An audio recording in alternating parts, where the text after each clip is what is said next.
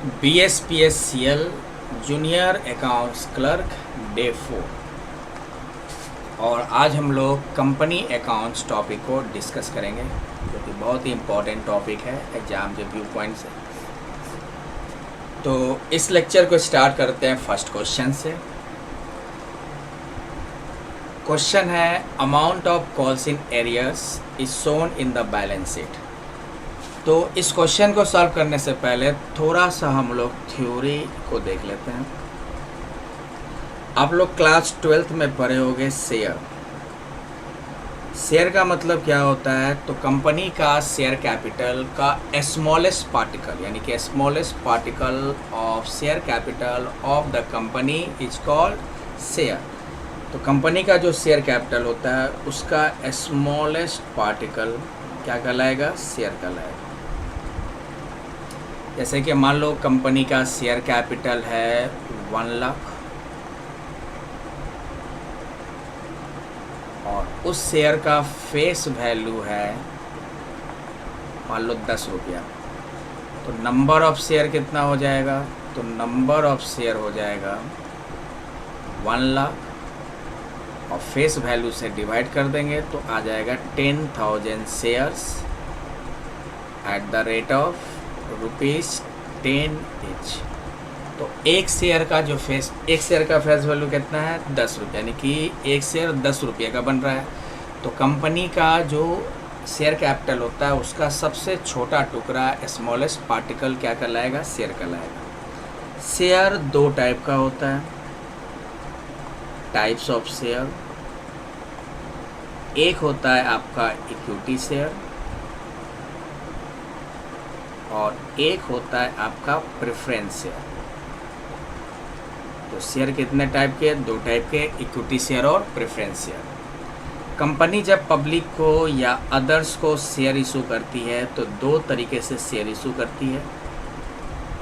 एक होता है issue of share for cash, issue of share for cash. इसमें कंपनी क्या करेगी? शेयर इशू करती है, बदले में उसको पैसा मिलता है।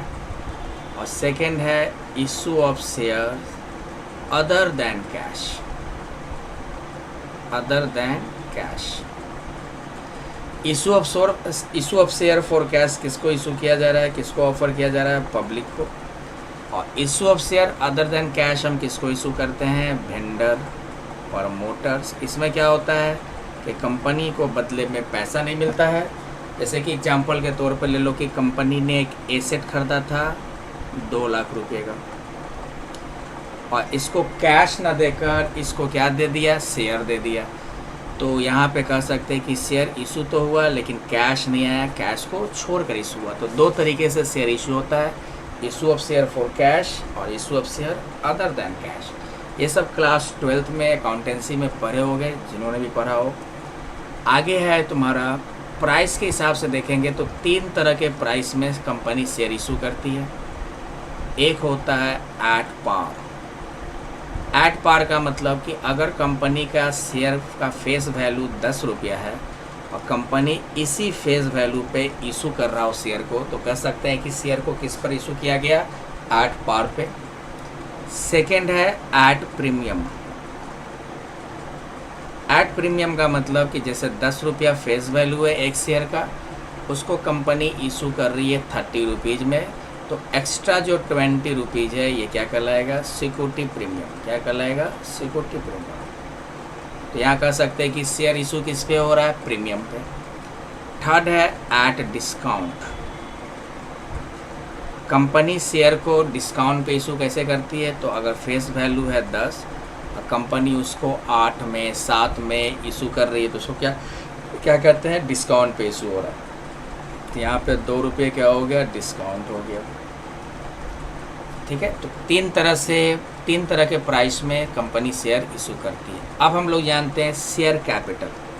शेयर कैपिटल बेसिकली क्या होता है? तो कंपनी का कैपिटल शेयर्स में डिवाइडेड होता है और उसी कंपनी के कैपिटल को शेयर कैपिटल कहते हैं। शेयर कैपिटल क्यों कहा जा रहा है? क्योंकि बहुत सारे कंपनी का जो कैपिटल है बहुत सारे शेयर्स में डिवाइडेड होता है, इसलिए कंपनी के कैपिटल को शेयर कैपिटल कहते हैं। शेयर कैपिटल आपका कितने टाइप का होता है, तो एक होता है ऑथराइज्ड कैपिटल। मान लो ऑथराइज्ड कैपिटल ले लो, जैसे 10 लाख रुपीज़ में, मान लो यहाँ मेंशन कर दो 1 लाख शेयर्स, मान लो फेस वैल्यू है 10 ईच, ये 10 लाख हो गया। तो ऑथराइज्ड कैपिटल को हम बैलेंस शीट में लायबिलिटी साइड ऐसी शो करके दिखाते हैं, नोट्स टू अकाउंट्स में, मतलब कि आप इसको बैलेंस शीट में टोटलिंग में यूज नहीं करोगे। सेकेंड है issued capital. Issued capital, issued capital मान के चलो जैसे 90,000 शेयर इशू हुआ, 1 लाख ऑथराइज शेयर था, उसमें से 90,000 शेयर्स इशू हो गया 10 के रेट से, मान लो 9 लाख। इसको भी डबल लाइन से क्लोज कर दिया जाता है नोट्स टू अकाउंट्स में, इसको भी टोटलिंग में यूज नहीं किया जाता है। थर्ड हो जाएगा आपका सब्सक्राइब्ड कैपिटल। सब्सक्राइब कैपिटल मान के चलो 90,000 पब्लिक को ऑफर किया गया, उसमें से 80,000 शेयर ही अप्लाई हुए, या पब्लिक ने इसके लिए सब्सक्राइब किया 80,000 शेयर्स, मान लो 10 का ही रेट ले लो, कितना हो जाएगा 8 लाख। अब इसमें से क्या करते हैं, सब्सक्राइब कैपिटल में से कॉल्स इन एरियर को माइनस कर देंगे। कॉल्स इन एरियर का मतलब कि इसमें 2000 शेयर का मान लो एक इंस्टॉलमेंट का या कॉल का पैसा नहीं आया, जैसे मान लो 4 रुपये नहीं आया, तो 2000 गुने 4 कितना हो गया 8000 आपका बकाया है। तो 8 लाख में 8000 घटाएंगे तो 7,92,000, ये हो गया आपका पेड अप कैपिटल। ये 4 नंबर पेड अप कैपिटल। तो कॉल्स इन एरियर को क्या करते हैं, सब्सक्राइब कैपिटल में से माइनस किया जाता है। तो आंसर क्या हो जाएगा, as deduction from subscribe capital. Calls in arrear को बैलेंस शीट में कहाँ दिखाएंगे, तो इसको सब्सक्राइब कैपिटल से माइनस कर दिया जाता है। आंसर होगी आपका सी। कुछ थ्योरी है उसको देख लोगे। कॉल्स इन एरियर का मतलब क्या होता है, जैसे देखो एक कंपनी ने 1000 शेयर इशू किया, मान लो 10 के रेट से, फेस वैल्यू 10 है, और मान लो एट पार पे इशू किया, मतलब कि 10 का चीज़ 10 में। अब इसमें से एप्लीकेशन मान लो है 3 रुपया, अलॉटमेंट मान लो है 2 रुपया, और फर्स्ट एंड फाइनल कॉल पे मान के चलो 3 रुपया, सॉरी 5 रुपया, हो गया 10 रुपया। अब यहाँ पे क्या है कि एक मान लो रवि नाम का एक होल्डर, शेयर होल्डर है, जिसके पास 100 शेयर्स है। उसने क्या किया, डिडंट पे द फाइनल कॉल, उसने फाइनल कॉल का पैसा नहीं दिया, तो यही आपका कॉल्स इन एरियर हो गया। तो कितना शेयर लिया था रवि ने, 100 शेयर, और किस पे बकाया, फाइनल कॉल पे। फाइनल कॉल का रेट है 5 रुपीज़, तो एट द रेट ऑफ 5 यानी कि 500 जो है ये आपका क्या कहलाएगा, कॉल्स इन एरियर। इसको हम लोग क्या करते हैं, इसको हम लोग सब्सक्राइब कैपिटल से माइनस कर देते हैं। तो एक बार इसको रीड कर लोगे वीडियो पॉज करके, ये सब आप लोग पढ़ लोगे वीडियो पॉज करके। चलो नेक्स्ट कुछ और है बच्चों आपका थ्योरी, जैसे देखो as per the company act 2013 a share is a unit of ownership in a company. Share तो पता ही दिए ना, एक तरह का यूनिट या स्मॉलेस्ट पार्टिकल होता है कंपनी का, यानी कंपनी का जो शेयर कैपिटल होता है उसका एक सिंगल यूनिट स्मॉलेस्ट पार्टिकल क्या कहलाएगा, शेयर कहलाएगा, और उसी प्रोपोर्शन में उसको भी क्या मिलेगा, प्रॉफिट मिलेगा। जैसे मान लो कंपनी के पास टोटल 10,000 शेयर्स है और एक होल्डर के पास 1,000 शेयर्स है, तो कंपनी के तरफ से इसको डिविडेंड कितना मिलेगा, तो 10,000 शेयर का 1,000 शेयर यानी कि 10% ये होल्डर है, यानी कि कंपनी के पास, कंपनी जो भी डिविडेंड देगी 10% डिविडेंड किसको मिल जाएगा, इस शेयर होल्डर को मिल जाएगा, प्रोपोर्शन में मिलता है। Under the company act 2013 equity share और प्रेफरेंस शेयर में डिफरेंसेज है। कंपनी 2 तरह का शेयर इशू करती है, इक्विटी शेयर और प्रेफरेंस शेयर, दोनों में डिफरेंसेस देख लेते हैं। एक डिफरेंस देख लेते हैं डिविडेंड के बेस पे। तो इक्विटी शेयर को जो डिविडेंड है वो प्रेफरेंस शेयर होल्डर के बाद दिया जाता है और फिक्स नहीं होता है। फिक्स नहीं का मतलब अगर बिजनेस में लॉस होगा तो डिविडेंड नहीं मिलेगा। कभी कभी डिविडेंड की जगह बोनस शेयर इशू कर दिया जाता है। तो इक्विटी शेयर वाले को डिविडेंड दिया जाता है प्रेफरेंस शेयर होल्डर के डिविडेंड देने के बाद, और यह फिक्स नहीं होता। लेकिन प्रेफरेंस शेयर वाले को डिविडेंड पहले मिल जाता है और फिक्स रेट से मिलता है। इसका रेट क्या होगा? फिक्स होता है। वोटिंग राइट के हिसाब से देखें, वोटिंग राइट के बेस पे, तो इक्विटी शेयर होल्डर के पास वोटिंग राइट है, वो वोट कर सकता है। प्रेफरेंस शेयर होल्डर के पास वोटिंग राइट नहीं है, नो वोटिंग राइट। सीधे याद रखो, नो वोटिंग राइट। लिक्विडेशन के टाइम क्या होता है? तो इक्विटी शेयर को सबसे अंत में पे किया जाता है, यानी कि इक्विटी शेयर को रिफंड किया जाता है लिक्विडेशन के टाइम सबसे अंत में। और प्रेफरेंस वाले को क्या होता है? इक्विटी शेयर से जस्ट पहले प्रेफरेंस शेयर होल्डर को रिफंड किया जाता है। कन्वर्टेबल में कह सकते हैं कि इक्विटी शेयर को हम कन्वर्ट नहीं कर सकते हैं, लेकिन प्रेफरेंस शेयर क्या हो सकता है? कन्वर्ट कर भी सकते हो, नहीं भी कर सकते हो, या टर्म्स कंडीशन पे डिपेंड करता है। तो कुछ था आपका डिफरेंस इक्विटी शेयर और प्रेफरेंस शेयर के बारे में। नेक्स्ट क्वेश्चन है, the balance of capital redemption reserve account is available for. सबसे पहले इस क्वेश्चन को सॉल्व करने से पहले हम देखेंगे कैपिटल रिडेम्पशन रिजर्व क्या है। देखो, कैपिटल रिडेम्पशन रिजर्व एक तरह का रिजर्व है जिसको कंपनी बनाती है। कब बनाती है? जब कंपनी बायबैक करे या प्रेफरेंस शेयर का रिडेम्पशन करे। कंपनी बायबैक क्या होता है? तो बायबैक वर्ड जो है वह इक्विटी शेयर के लिए यूज किया जाता है। ध्यान से समझिएगा। जैसे कंपनी ने 10,000 शेयर इशू किया 10 के रेट से, इसको कहेंगे क्या? इशू किया गया। अब कंपनी क्या कर रही है? इसी को बोल रही है कि इसमें से हम 3,000 शेयर को क्या कर लें? 30 के रेट से वापस खरीद लेते हैं, यानी क्या करते हैं? Buy back. ऐसा कंपनी इसलिए करती है ताकि कंपनी को लगता है, या कंपनी को लग रहा है कि कहीं मेरा कंपनी का जो कंट्रोल है किसी दूसरे के पास ना चला जाए, इसलिए कंपनी क्या करती है? अपना शेयर जो उसने पहले इशू कर रखा है फिर से खरीदना शुरू कर देती है। उसी को कहते हैं बायबैक। तो बायबैक जब करना हो तो कब, इसके लिए क्या होता है? कंपनी रिजर्व बना कर रखती है। उसी में एक रिजर्व क्या है? Capital redemption reserve. उसी तरह बायबैक वर्ड जो हम इक्विटी शेयर के लिए यूज़ करते हैं, प्रेफरेंस शेयर के लिए क्या यूज करेंगे? रिडेम्पशन। रिडेम्पशन जो है प्रेफरेंस शेयर के लिए यूज करते हैं। इसमें सेम काम कर रहे हैं। जैसे कंपनी 10,000 शेयर 10 के रेट से क्या की? इशू की। अब उसी में से कंपनी क्या कर रही है? 2,000 प्रेफरेंस शेयर। अच्छा, ये दोनों इक्विटी शेयर की बात हो रही है और ये दोनों क्या है? प्रेफरेंस शेयर की बात हो रही है। तो 2,000 शेयर क्या हुआ? मान लो 15 के रेट से रिफंड कर दिया, रिडीम्ड कर दिया। तो सेम नेचर सेम है, सेंस सेम है, मीनिंग सेम है, बट वर्ड अलग अलग यूज होता है। बायबैक यूज करेंगे इक्विटी शेयर के लिए। बायबैक में कंपनी अपना खुद का इक्विटी शेयर खरीद रही है जो उसने इशू किया था। और रिडेम्पशन ऑफ प्रेफरेंस शेयर का मतलब होगा कि कंपनी ने जो प्रेफरेंस शेयर इशू किया है उसको रिडीम कर रही है।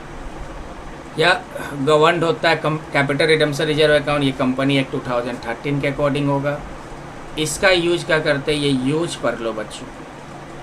The capital redemption reserve can only be used for issuing fully paid bonus share to share holder.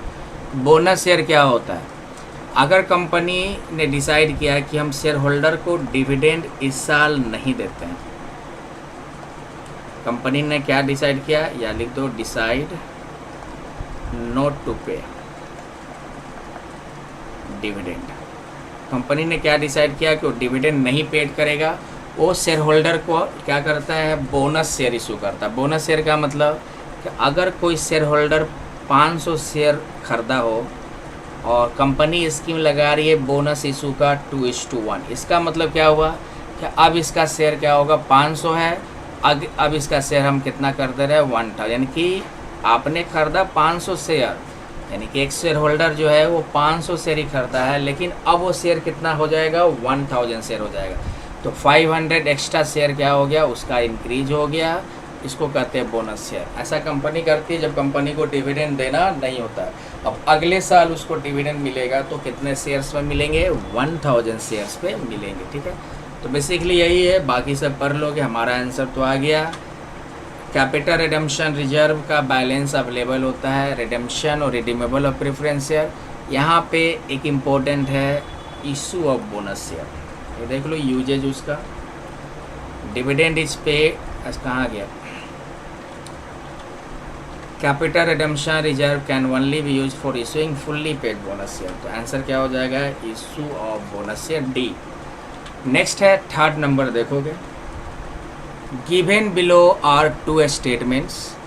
पहला वाला आपका एजर्शन है, दूसरा वाला आपका क्या है, रीजन है। एजर्शन देखो क्या है, after reissue of all the forfeited shares balance left in forfeited share account is transfer to general reserve account. ये एजर्शन हो गया। रीजन क्या है, gain on reissue of forfeited share is of revenue nature, that is why it is transfer to general reserve account. देखो ध्यान से, जब भी शेयर फॉरफेट किया जाता है, फॉरफेचर ऑफ शेयर का मतलब होता है कि जब किसी शेयर होल्डर का कॉल्स इन एरियर हो, मतलब कि 10 रुपये में उसने 8 रुपये दे रखा है, फाइनल कॉल का पैसा 2 रुपये नहीं दिया, तो बोर्ड ऑफ डायरेक्टर डिसाइड करता है कि उसका शेयर क्या कर ले, जब्त कर लिया जाए। तो जिस शेयर जब जब्त किया जाता है उसको कहते हैं फॉरफेचर ऑफ शेयर। तो फॉरफेचर ऑफ शेयर में क्या होता है, शेयर कैपिटल को पहले रिड्यूस किया जाता है, क्योंकि जब शेयर इशू किए थे तो शेयर कैपिटल इंक्रीज हुआ था। अब शेयर कैपिटल को क्या कर दो, रिड्यूस कर दो, और जो पैसा हम जब्त करेंगे वो हमारे लिए प्रॉफिट हो गया, क्रेडिट में दिखा दो टू शेयर फॉरफेचर। और जो बकाया है कॉल्स इन एरियर उसको भी क्रेडिट में दिखा दो। उसके बाद जब इस शेयर को जो हमने जब्त किया री इशू करते हैं, तब एंट्री क्या होता है, bank dear to share capital. अब उसी में अपना पार पे इशू कर रहे हो उसका एंट्री होता है, प्रीमियम पे री इशू कर रहे हो उसका एंट्री होता है, और डिस्काउंट पे री इशू कर रहे हो उसका एंट्री हो रहा है। अभी हमको इतना अकाउंटिंग ट्रीटमेंट नहीं करना है। अब क्या करते हैं, ये जो जब्त किया हुआ पैसा है इसका जो बैलेंस है, जो भी बैलेंस बचेगा वो कैपिटल रिजर्व में ट्रांसफ़र हो जाता है। तो एंट्री हो जाएगा शेयर फॉरफेचर अकाउंट डेबिट, और 2 हो जाएगा कैपिटल रिजर्व अकाउंट। तो ये एंट्री होता है। आप लोग क्लास 12 में पढ़े होंगे या बीकॉम पार्ट 2 में पढ़े होंगे। तो यहाँ पे जो स्टेटमेंट पहला एकदम फॉल्स करा है, जनरल रिजर्व में तो ट्रांसफ़र होगा नहीं, कैपिटल रिजर्व में ट्रांसफ़र होगा। दूसरा है कि गेन या रेशियो होता है और रेवेन्यू नेचर नहीं है, ये आपका कैपिटल नेचर का है। या कह सकते हो ये आपका पीएनएल में ट्रांसफ़र होगा, ना कि जनरल रिजर्व में ट्रांसफ़र होगा। तो ये भी आपका फॉल्स स्टेटमेंट है। तो आंसर हो गया C, both A and R false. 4 number question है, which of the following order is followed in the issue of shares under the fix price offer method. Arrange में दिखाना है कि जब कंपनी शेयर इशू करती है फिक्स प्राइस ऑफर मेथड से, तो सीक्वेंस बनाकर देखना है कि पहले क्या होगा उसके बाद क्या होगा। तो ध्यान देना, जब भी शेयर इशू हो तो सबसे पहले मर्चेंट ब्रोकर सिलेक्ट किया जाता है, उसके बाद सेकेंड नंबर पे प्रोस्पेक्टस इशू होगा, उसके बाद कंपनी क्या करेगी, जो कैंडिडेट है वो अप्लाई करेगा तो कंपनी पैसा रिसीव करेगी, ये थर्ड काम हो गया। उसके बाद शेयर होल्डर को सर्टिफिकेट इशू किया जाएगा, फिर लास्ट में क्या होता है, शेयर अप्लीकेंट्स को अलॉट किया जाएगा। तो पहला नंबर पे सी हो गया, दूसरा नंबर पे ए हो गया, तीसरा नंबर पे बी हो गया, चौथा नंबर पे डी हो गया, पांचवा नंबर, ये आंसर हो गया CABDE। CAB, एक सेकेंड, CABED, ई होगा पहले के। अच्छा हाँ, यहाँ पे देखो ये ई ले लो पहले, ये आपका 4 नंबर में हो जाएगा, ये 5 नंबर में, सॉरी। तो 4 हो गया आपका ई, उसके बाद हो जाएगा डी। तो CABED, ठीक है। बस थोड़ा सा सीक्वेंस से याद रखना होगा, इसको रट लो, ठीक है। अब देखो इस पर कुछ थ्योरी है, देख सकते हो। Under the fix price offer method share are issued at a predetermined fix price during an initial public offer और एनी अदर पब्लिक इशू। बस ये देख सकते हो कि फिक्स प्राइस ऑफर मेथड में जब शेयर इशू होता है तो शेयर का जो प्राइस है वो प्री डिटरमाइंड होता है, फिक्स प्राइस होता है, ठीक है। चाहे वो कोई भी ऑफर, कोई भी इशू हो, चाहे वो आईपीओ हो या अदर पब्लिक इशू हो, ठीक है।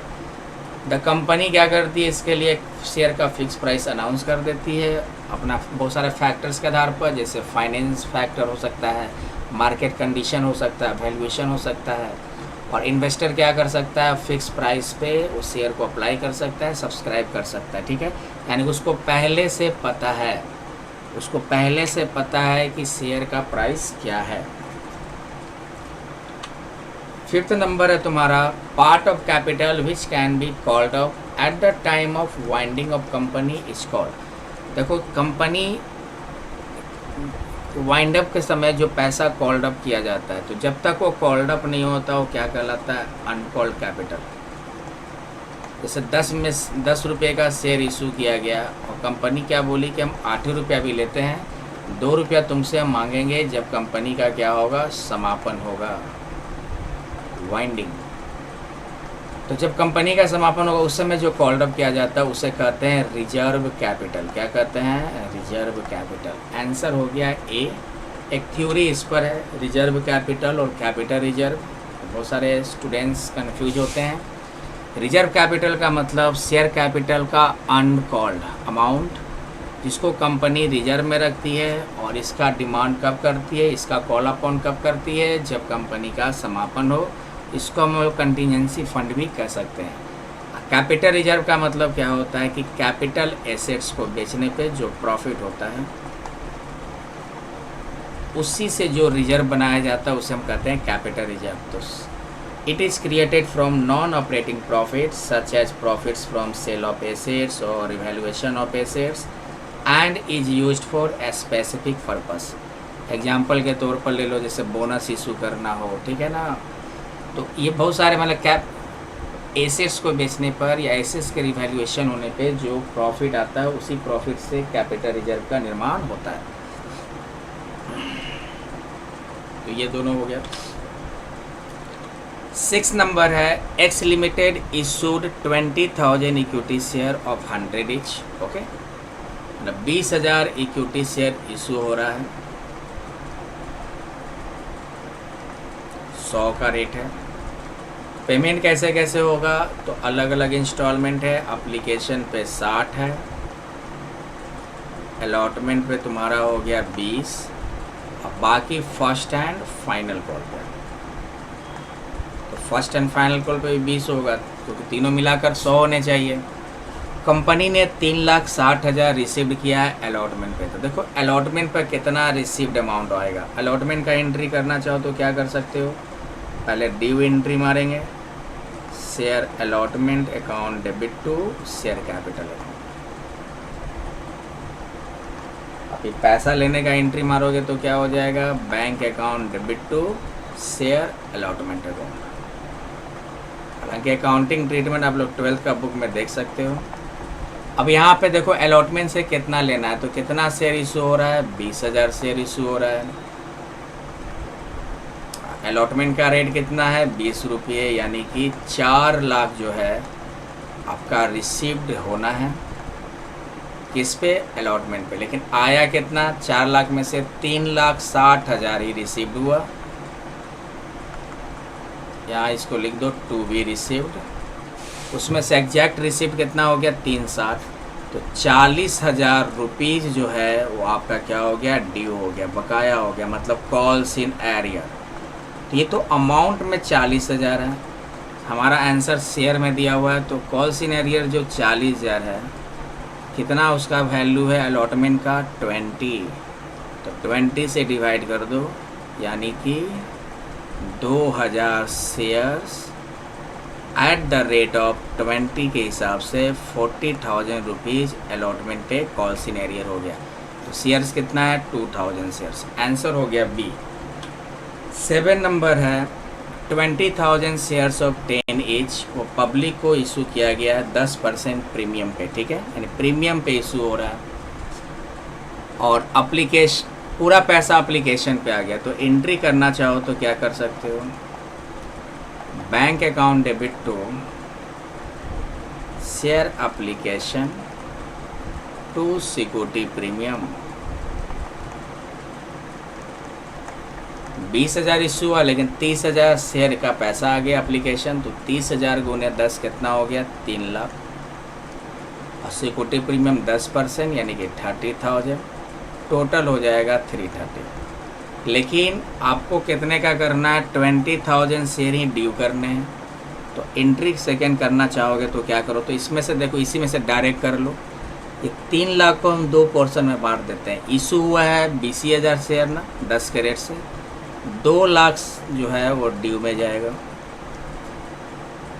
2 लाख आपका ड्यू मतलब अलॉट होगा।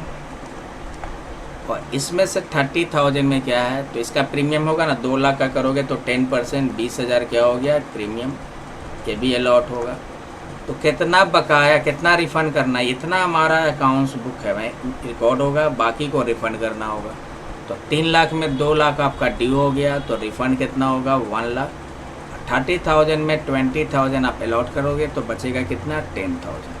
यानी 1,10,000 जो है ये आपने एक्सेस ले रखे हैं, इसको क्या कर देंगे? रिफ़ंड कर देंगे 1,10,000। ठीक है, यानी कि हमने एप्लीकेशन लिया 30,000 शेयर का, 30,000 में 10 के रेट से 3 लाख, लेकिन इशू तो 20,000 10 के रेट से 2 ही लाख होने थे, तो इसमें से 1 लाख हमको रिफ़ंड करने हैं। प्रीमियम पे भी तो किया है ना 10%, तो 3 लाख भी इशू किया तो 10% 30,000 प्रीमियम कलेक्ट किया।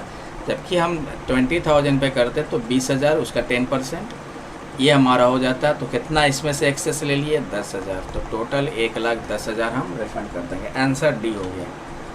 8 नंबर है, Y limited issued 1,07% debenture. Debenture क्या होता है ना, डिवेंचर एक तरह का लोन डॉक्यूमेंट है जिसका यूज़ कंपनी क्या करती है?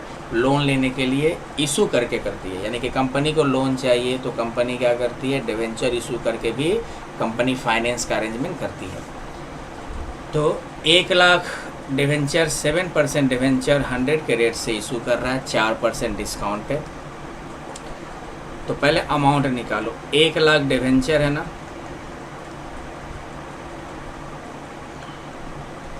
अमाउंट में कितना आ जाएगा इसका?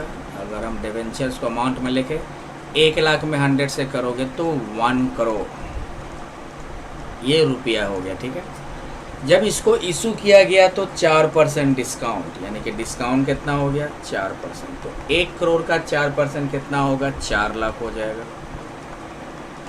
ठीक है, और जब इसको रिडीम किया जा रहा है 5 साल के बाद, कितना प्रीमियम पे? 6%। प्रीमियम ऑन रिडेम्पशन 6%, यानी कि 1 करोड़ का 6% कितना हो जाएगा? 6 लाख। तो पूछ रहा है loss on issue of debenture क्या है, तो कितना लॉस है? एक तो आप जब डिवेंचर इशू किए तो आपको 4 लाख कम मिले, तो ये 4 लाख का लॉस हो गया। और जब उसको रिडीम कर रहे हो, जब उसको डिस्चार्ज कर रहे हो, लौटा रहे हो, तो आपको अधिक देना पड़ रहा है। प्रीमियम मतलब आप जितने का लिए उससे अधिक देना पड़ रहा है। कितना? 6 लाख अधिक देना पड़ रहा है, तो ये भी तो लॉस हो गया ना। तो टोटल लॉस कितना हो गया? 10 लाख। आंसर हो गया सी। 9 नंबर देख लो। If 5% debentures of ₹8 lakh of 100 were issued at 15% premium. अब ये 8 लाख रुपया है, इसको इशू किया गया 15% प्रीमियम। तो पहले नंबर ऑफ डिवेंचर निकालो, क्योंकि अमाउंट अलग अलग है। एप्लीकेशन पे 25 है, अलॉटमेंट पे 50 है, फर्स्ट एंड फाइनल कॉल पे 40 है। तो कितना अमाउंट सिक्योरिटी प्रीमियम के रूप में क्रेडिट किया जाना है? तो देखो ध्यान से, सीधे सीधे 8 लाख है ना भाई, तो नंबर ऑफ डिवेंचर कितना आ जाएगा? 8 लाख 100 से डिवाइड कर दोगे तो कितना हो गया? 8,000 डिवेंचर्स हो गया। अब प्रीमियम कितना होगा? सिक्योरिटी प्रीमियम तो कुछ नहीं करने का, प्रीमियम का अमाउंट कितना हो जाएगा? तो 100 फेस वैल्यू है, 15% प्रीमियम यानी कि 15 रुपया प्रीमियम है। तो 8,000 डिवेंचर कितना के रेट से? 15 के रेट से। तो कितना हो गया? 80 4 1 8,000। एक सेकेंड, ये 8,000 में 10 80 प्लस 40 120 हो जाएगा। आंसर ए हो जाएगा।